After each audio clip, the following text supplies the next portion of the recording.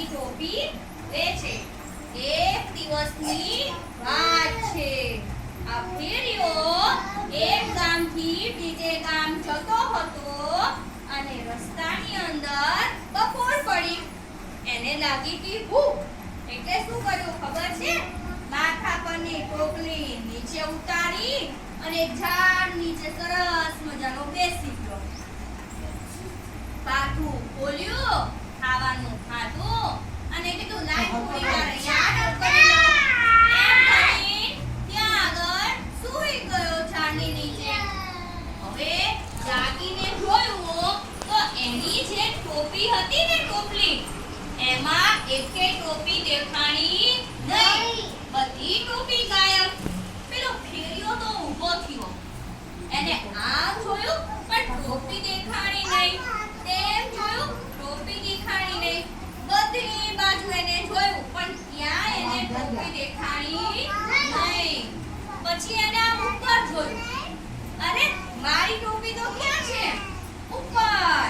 કોણ લઈ ગયું ખબર છે? વાંદરા. કાર્તિક, ટોપી કોણ લઈ ગયું ફેરિયાની ખબર છે? વાંદરા લઈ ગયા હતા. બધા વાંદરા મારા બેટા ટોપી પહેરી ઉભા હુપ કરતા ઉપર ચડી ગયા હતા. હવે ટોપી વાળાને થયું કે આ મારે ટોપી લેવી તો કેવી રીતે લેવી? વાંદરા તો એમ તો આપે નહીં. પછી એને વિચાર આવ્યો કે વાંદરાને છે ને નકલ કરવાની ટેવ પડી.